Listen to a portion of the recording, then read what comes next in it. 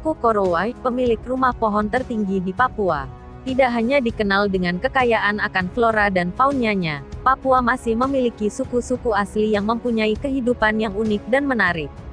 Di sebelah selatan Papua terdapat daerah yang diapit oleh dua sungai besar dan gunung-gunung dari sisi utara, yakni suku pedalaman asli Papua yang dikenal dengan sebutan suku Korowai.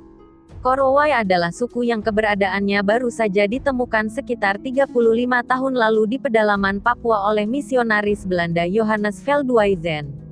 Suku ini mendiami wilayah Kaibar, Kabupaten Mapi, Papua.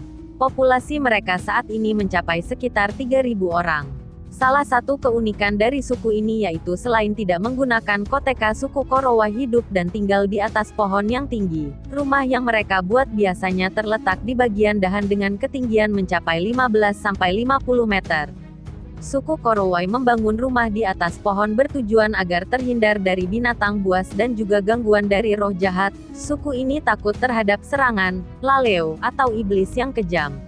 Konon katanya laleo merupakan makhluk yang berjalan layaknya seperti mayat hidup dan berkeliaran pada malam hari.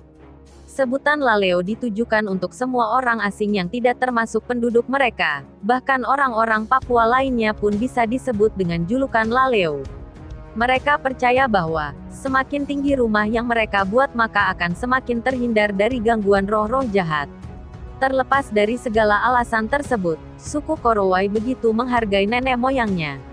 Oleh karena itu, mereka juga menganggap bahwa rumah tinggi tersebut merupakan warisan dari leluhur yang harus tetap dilaksanakan, sehingga mereka akan tetap merasa nyaman dan aman meskipun harus bersusah payah memanjat pohon yang tinggi.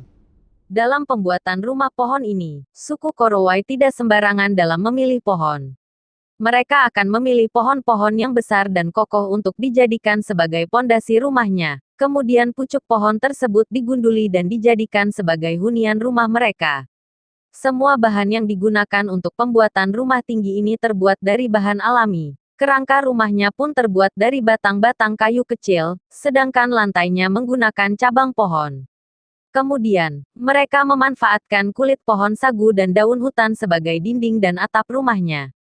Setelah itu semua bahan tersebut diikat menggunakan tali yang berasal dari ranting atau akar yang kuat.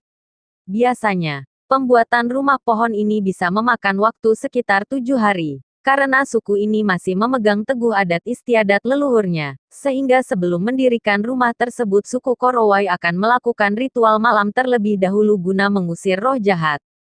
Rumah pohon ini biasanya hanya bertahan hingga 3 tahun lamanya. Hal tersebut dikarenakan rumah mereka hanya menggunakan bahan-bahan alami saja.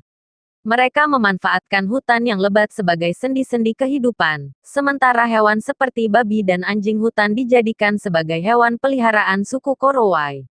Bagi mereka, babi memiliki nilai sosial dan hanya akan dibunuh pada saat ritual serta acara-acara khusus, sedangkan anjing mereka gunakan sebagai hewan untuk berburu.